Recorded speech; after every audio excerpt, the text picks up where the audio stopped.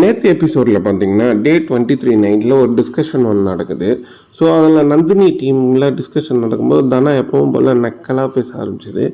அது நந்தினிக்கும் பிடிக்கல, டீமுக்கும் பிடிக்கல தான். பட் இருந்தாலும் வேறு வழி இல்லாமல் கம்முன்னு உட்கார வச்சுருந்தாங்க. அசீம் லைட்டாக வாயை தொடனோன்னு இதுதான் சாக்குன்னு சொல்லிட்டு தனலட்சுமி பயங்கரமாக அசீமை கலாய்க்க ஆரம்பிச்சிது. அசீம் ஆனால் உண்மையிலேயே சொல்லப்போனால் 2 வாரத்தை விட இந்த வாரத்தில் பயங்கரமாக அடக்கி வச்சிட்டாப்புல. ஸோ அது அவரோட தப்பை உணர்ந்தாரா என்னன்றது தெரில. இப்போ தனலட்சுமிக்கு தான் எனக்கு தெரிஞ்சு ரெட் கார்டு கொடுத்துருவாங்களா என்னன்னு தெரில. அந்த மாதிரி பயங்கரமாக பேசிட்டு அது பாட்டில் போயிடுச்சு.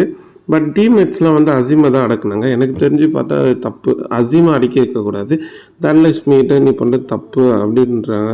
ஏன்னா தனலட்சுமி பயங்கரமாக ஆட்டம் போடுது, இதை வச்சு என்னமோ பயங்கரமாக நம்ம தான் கரெக்டாக பண்ணுறோன்ட்டு. ஸோ டீம்மேட்ஸ் எல்லாமே அசீம்க்கு அகேன்ஸ்டாக பேசும்போது அசீம்னாலேயும் பேச முடியல. ஏன்னா ஆல்ரெடி அவன் தப்பு பண்ண மகேஷ் மாதிரி இருக்கே, ஐயோ அது மெயினாக அசீமை தான் குறை சொல்லிகிட்டே இருக்கு ஒரே டீமாக இருந்தாலும். ஸோ அசீமை வந்து வெளியே அனுப்புறதுல அது பயங்கர இதாக இருக்கும். அப்புறம் தனலட்சுமி எல்லாருக்கிட்டையும் போயிட்டு நாடகத்தை ஆரம்பிச்சிருச்சு. இந்த மாதிரி இப்படி பண்ணார் அப்படி பண்ணார் அப்படின்ட்டு எல்லோரும் இவ ஒருத்தி இப்போ வந்துட்டு தொல்லை பண்ணுறாள் அப்படின்ற மாதிரி அமுதவண்ணனுக்கும் ஆயிடுச்சு, டீமுக்கும் ஆயிடுச்சு.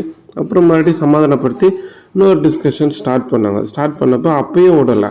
அப்பயும் மறுபடியும் எப்பவும் போல் தனலட்சுமி அவளோட ஒப்பீனியன் ஏதோ சொல்ல ஆரம்பிச்சோன்னா மைனா வந்து இது டீம்மா அப்படின்னு சொல்லிட்டு இந்த வாட்டி அசீம்க்கு சப்போர்ட்டாக பேசிட்டு, அப்போ தனலட்சுமி எனக்கு அதெல்லாம் இஷ்டம் இல்லை, எனக்கு பிடிச்ச மாதிரி தான் நான் இருப்பேன்னு எல்லாருமே அப்படிலாம் பண்ண முடியாதுன்னு சொல்லிட்டு சும்மா இருந்த கதிரவன்னே பேச ஆரம்பிச்சிட்டாப்புல.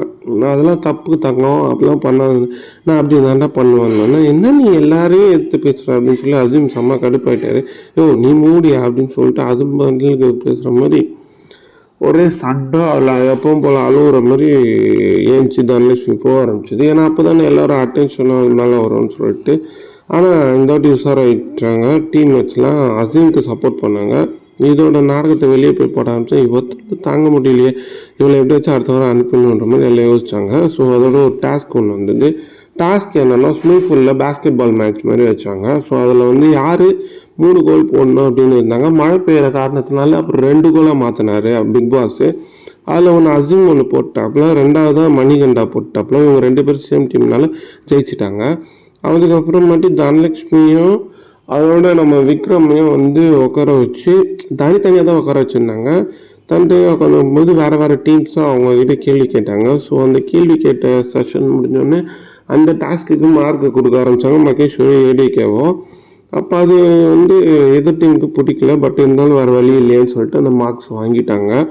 அதுக்கப்புறமாட்டி ரச்சிதாவும் எப்பவும் போல் விக்ரமனும் மார்க் கொடுக்கும்போது பிரச்சனை நடக்கும்ல.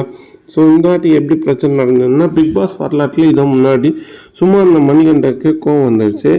ஏன்னா விக்ரமன் மணிகண்டா பற்றி ஏதோ சொல்ல ஆரம்பித்தார் போல். அது மணிகண்டாக்கு செம்ம கடுப்பாயிட்டு ஏஞ்சி வந்து அச்சுருவாரோன்ற மாதிரி ஏஞ்சி வந்துட்டா போல். விக்ரமன் லைட்டாக ஜார்க்காக பின்னாடி போயிட்டார். டேய் ஏன்டா எப்போ பார்த்தாலும் என்னையே குறை சொல்கிறேன், உனக்கு குறை சொல்கிறதுக்கு வேறு ஆளே இல்லையா, பயப்படுறியா மற்றவங்ககிட்ட சண்டை செய்ய அப்படின்ற மாதிரி மணிகண்டா பயங்கரமாக கேட்டாப்புல.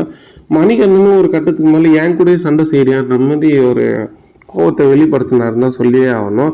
அதுக்கப்புறம் கட்சியில் அவருக்கே ஒரு மாதிரி போர் அடிச்சு போடாடி துபாவூர் அப்படின்னு சொல்லிட்டு போன மாதிரி இருந்தது. இதோட தான் நேற்று எபிசோடு